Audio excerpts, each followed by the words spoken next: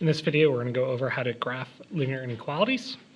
And so we're going to be able to sketch it, and then we'll be able to tell whether or not we have a solution to a linear inequality. So linear inequality would be in the form 2x minus 3y is greater than 6, y is less than or greater than mx plus b. And so we have the two variables. We have the x and the y. And so we're always going to start with, is the inequality in the form y equals mx plus b? If the answer is yes, you're going to move down to this box. If the answer is no, we want to solve for y, okay? So if I start with 2x minus 3y is greater than 6, I want to isolate my y. And so in order to get rid of this positive 2x, we subtract from both sides. Right? We're using our subtraction property of equality. That will leave us with a negative 3y is greater than negative 2x plus 6.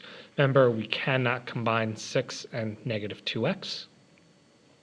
Now to get rid of the negative 3, that is multiplying our y, we use the division property of equality, and we're going to divide both sides by negative 3. And when we divide the right-hand side, you want to make sure you divide each term by negative 3, not just one of them. So that's going to leave us with y, so we isolate our variable. Now we have to remember we divided by a negative. Since we divided both sides by a negative, our inequality flips. Negative 2 over negative 3 is positive 2/3 x, and 6 divided by negative 3 is negative 2. And so this is what we're going to graph, which is going to be similar to y equals 2/3 x minus 2. So now that we have y solved for, we have it in the form y equals mx plus b. We are going to decide whether we use a solid or a dashed line. So a solid line is what we've been doing. Dashed line, there are breaks in the graph. This means that we would include those points. This means that we do not include those points. So the solid line, we're going to look for less than or equal to or greater than or equal to. So if there's a line underneath our inequality, we use a solid line.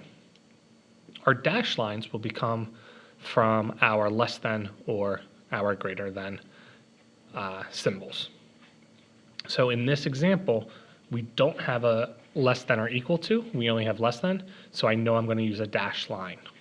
So to graph it, we start at negative 2, and our slope is 2 over 3, so I will rise 1, 2, run 1, 2, 3, rise 2, run 3. The more points you draw, the more accurate your graph will look. I can also go down 2, 1, 2, 1, 2, 3. Once you have enough points, we can get our ruler and we can draw a line through these points, and we're going to remember that we use a dashed line. Okay? Now, if this was just an equation, we would be done with our solid line, but since we're talking about inequality, we're going to graph all the solutions, which means we're going to do some shading. And so we're going to determine where all the solutions are. And so what we're going to do is we're going to take a test point. So we're going to pick a point not on the line. The reason you want that is if you were to pick a point on the line, you won't get enough information to decide what side of the line we're going to shade. The best point is 0, 0.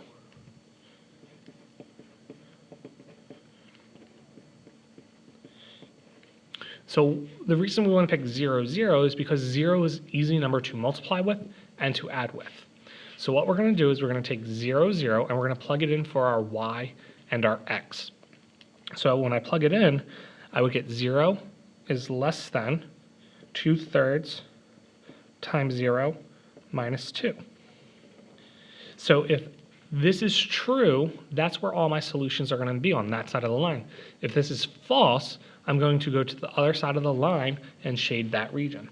So 0 is not less than negative 2, so this is false. So since that is false, that's telling us that this side of the line is my false region, meaning there's no solutions on this side. So what we do is, since that is false, that means this side must be true, and we're going to shade everything on this side below our line. This shading